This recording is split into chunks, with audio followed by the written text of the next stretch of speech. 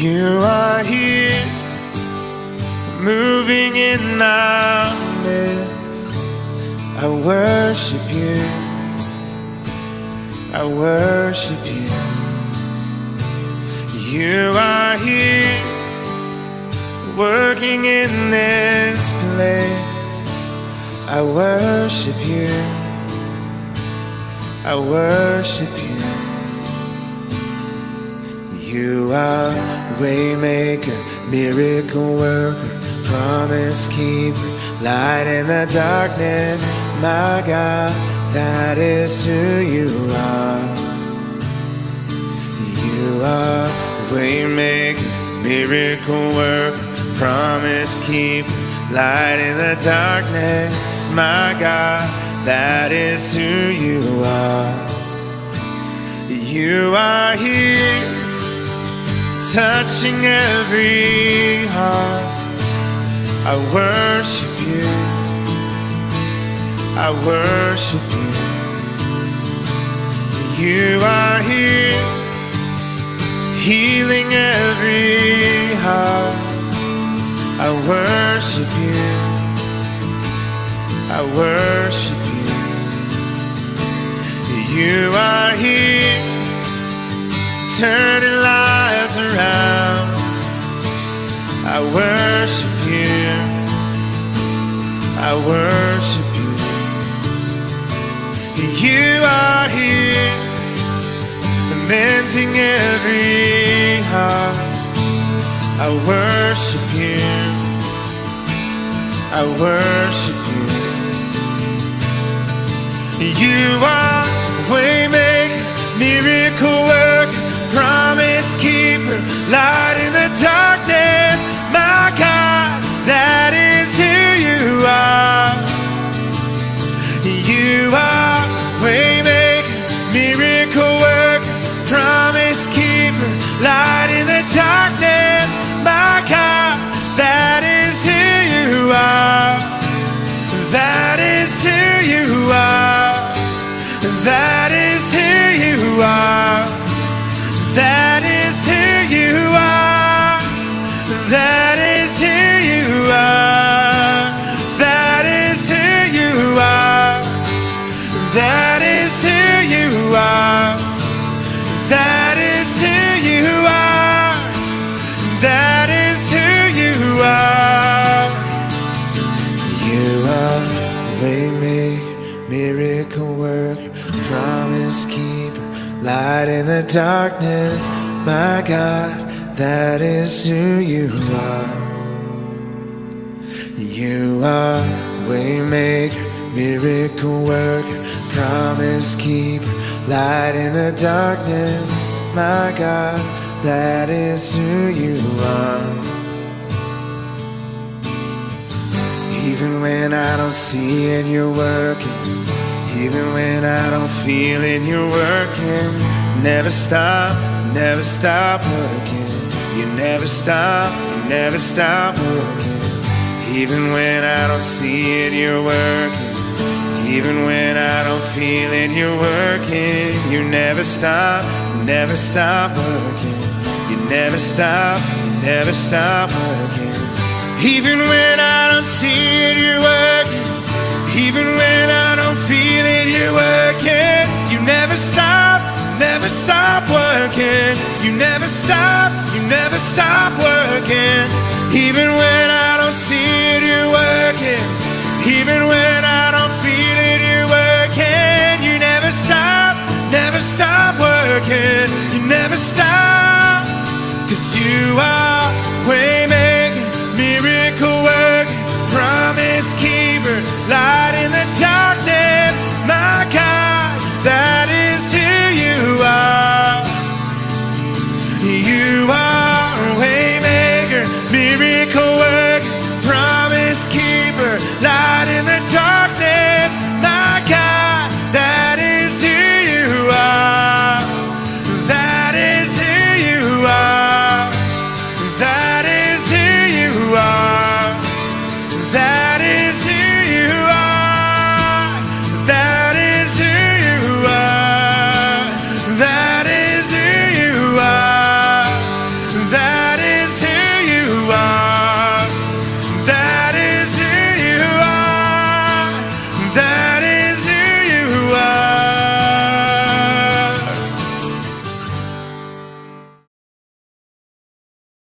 Good morning, Conquerors, and again, welcome to our daily devotional online. At sa umaga pong ito, hayaan ninyo na mapalakas tayo ng salita ng Diyos. At ito po'y mabaon natin sa maghapon. Ito po'y matatagpuan sa Genesis chapter 26, verse 1 to 3.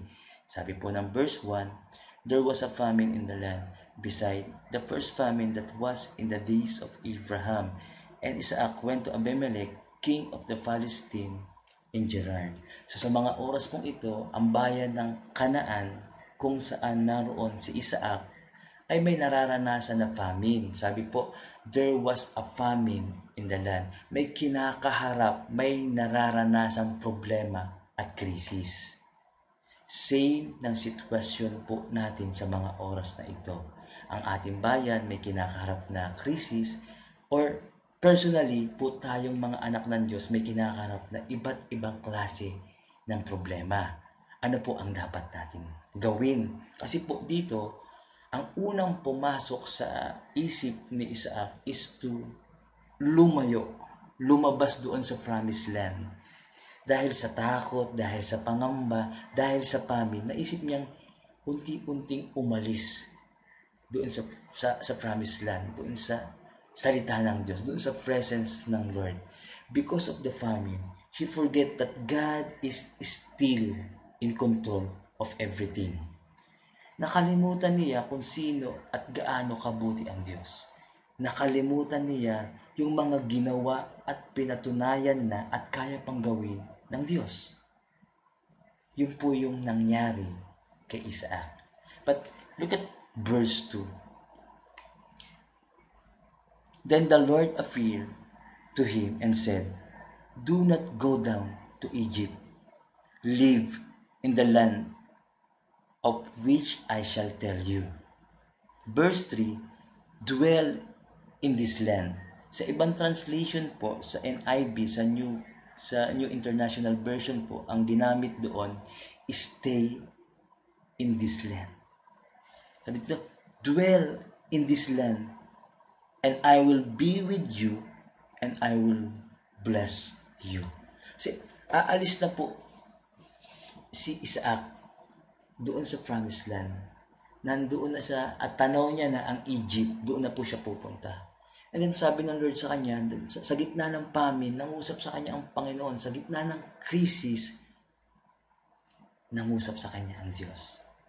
Sabi, stay in this land. Stay ka lang sa mga pangako ko. Stay ka lang sa mga pinangako ko. Panghawakan mo lang.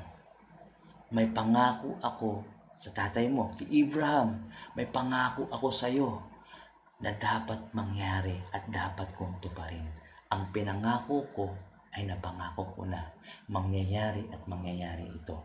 Stay ka lang sa presence ko. Yung sinabi ng Lord sa kanya, stay ka lang. Stay in this land, and I will be with you. Look at the word, I will be with you. Ibig sabihin po nito is, sasamahan kita, kasama mo ako.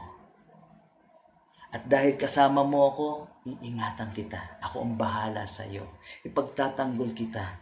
Di kita iiwan, hindi kita pababayaan. Ako ang bahala sa mga pangangailangan mo. I will be with you. Isang matibay na salita po na nanggaling sa Panginoon na ipinangako niya, ibinibigay niya para sa ating lahat. I will be with you. Stay in this land.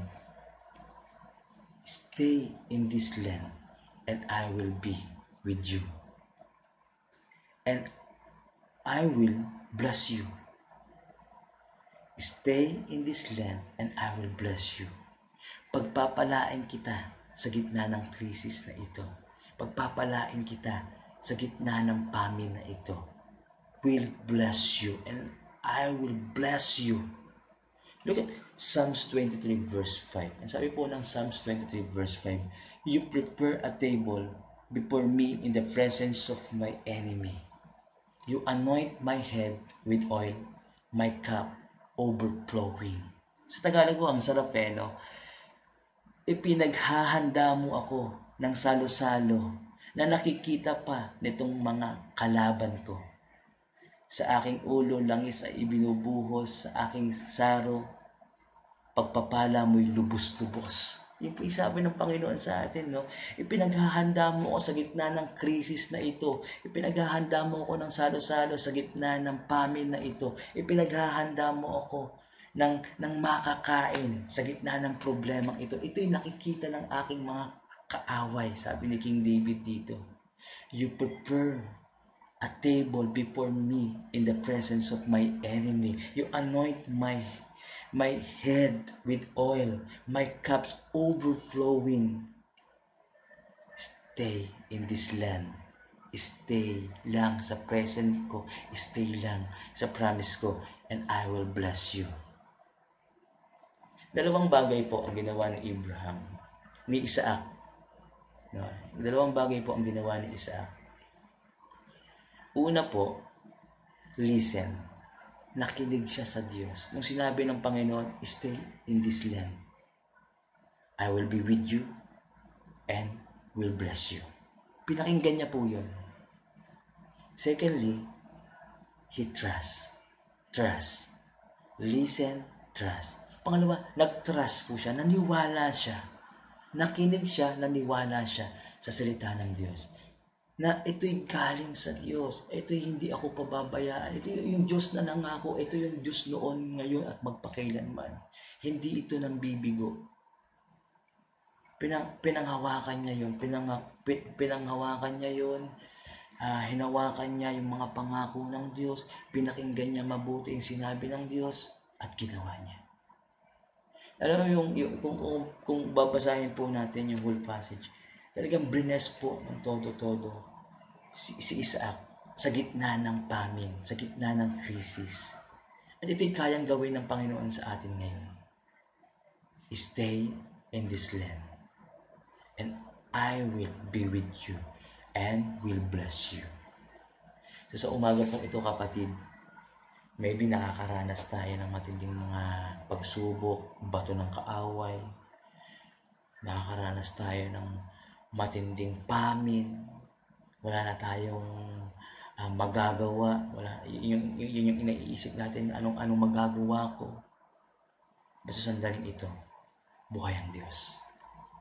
Siya yung nangako kay Abraham, kay Isaac, kay Jacob, at ngayon naman, ipinapangako niya sa iyo. Kung ano yung nangyari kay Abraham na famine, na tinulungan siya ng Diyos. Kung ano yung nangyari kay Isaac na famine, na talagang tinulungan siya ng Diyos. At ngayong famine na nararanasan natin sa bansa natin or kaya sa personal natin pag nabuhay, tutulungan din po tayo ng Diyos. Hindi siya nagbibigo na Diyos. Ang Diyos natin ay malaking Diyos na hindi kayang magsinungaling. Kapatid, stay in this land. Kapit lang sa pangako niya. Hawak lang sa pangako niya. Stay lang sa presence niya. I will be with you and will bless you. God bless you po, kapatid. Good morning po. At ngayon, let us pray. Pray po tayo na ang bansa natin i-bless talaga ng Panginoon. Ang bawat isa sa atin pagpalain ng Panginoon at samahan tayo ng Panginoon. Ilayo tayo sa kumakalat na virus na ito. Let us pray. Ama namin Diyos na may gawa ng langit at lupa, tinataas namin ang bayan namin, ang bansa namin na nakakaranas ng pagsubok, nakakaranas ng krisis sa mga oras na ito. Lord, Ikaw, Panginoon, ang mag-ingat sa bawat isa. Ikaw mag-ingat sa bayan namin. Ikaw mag-ingat sa bansa namin. Dalangin, Panginoon, na ilayo mo sa kapahamakan, ilayo mo sa kumakalat na virus ang bawat isa. Tumigil na, Panginoon, masansala na ang virus na ito. Tinataas po namin ang aming Pangulo. Lord God, bigyan mo siya ng katalinuhan at kalakasan, patnubay at gabay. Ang mga namumuno sa bawat lalawigan, ang mga mayor namin, Lord God, ang mga kapitan namin, bigyan mo ng knowledge and wisdom. Dalangin ko, Panginoon, ng pagkakaisa, ang pagtutulungan. Dalangin ko, Panginoon, ng unity and love, Lord God, na siyang dumaloy sa buhay ng bawat isa, sa buhay ng bawat Pilipino. At dalangin ko, Panginoon, ang sakit na ito ay, ang virus at sakit na ito ay mawala na po sa pangalan ni Jesus. Tinataas ko ang mga kapatiran ko, Panginoon, na dumaranas ng iba't ibang klase ng pagsubok, financial, spiritual, emotional, Lord God, even physical. Lord, tinataas ko po sila sa inyo. Pagpalain mo, ingatan mo, gabayan mo, Panginoon. At dumaloy ang kagalingan, dumaloy ang pagpapala sa buhay ng bawat isa. Tinataas ko, Panginoon, ang mga kapatiran kong nanghihina, Lord God, sa pananampalataya. Increase mo ang kanilang faith, Lord God. Pagpalain mo sila, palakasin mo ang bawat isa, at makita namin yung pagiging malaki mong Diyos. Makita namin, Panginoon, yung Diyos na nagligtas, Panginoon, kay Abraham, nagligtas at nagpala kay Isaac. At ngayon, Panginoon, ay magliligtas at magpapala din sa bawat isa sa amin. Lord, maraming salamat. Ito po ang pinanghahawakan namin. Ito po ang hinihiling namin. Ito po ang aming dalangin sa pangalan ni Jesus. Amen. Amen. God bless you po. Good morning.